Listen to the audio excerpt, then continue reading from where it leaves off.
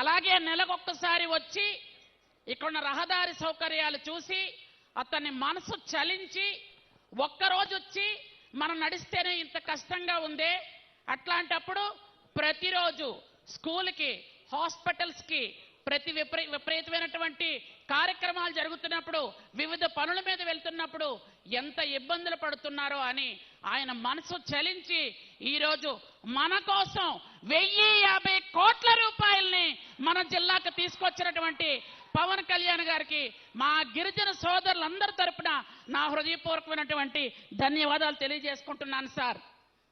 ముఖ్యంగా ఈరోజు పవన్ కళ్యాణ్ గారు మీకు అందరికీ తెలుసు, మనకి ఎన్ఆర్జీఎస్ రోడ్లు కావాలి అన్నా, పిఆర్ డిపార్ట్మెంట్లో ఏ రోడ్లు కావాలి అన్నా వారు శాంక్షన్ చేయాలి. అలాంటిది రాష్ట్రం మొత్తం మీద ఎన్ని శాంక్షన్ చేశారో మనకు తెలియదు. కానీ మన దగ్గర మాత్రం గిరిజన ఆడపడుతులు, గిరిజన యువత ఇబ్బంది పడకూడదని ఈరోజు ఇంత భారీ మొత్తం మీద శాంక్షన్ చేయడం నభూతో నా భవిష్యత్ అని అందరికి కూడా వినిపిస్తోంది, కనిపిస్తోంది. అలాగే సార్, ఈ ట్రైబల్ వెల్ఫేర్లో ఉన్నటువంటి ఒక గిరిజన శాఖ మంత్రిగా ఈ జిల్లాకు చేసినటువంటి ఒక 2 పనులు తమ దృష్టిలో పెడుతున్నాను సార్. ఎందుకంటే తమ తాలూకా హెల్ప్ కూడా మాకు కావాలి.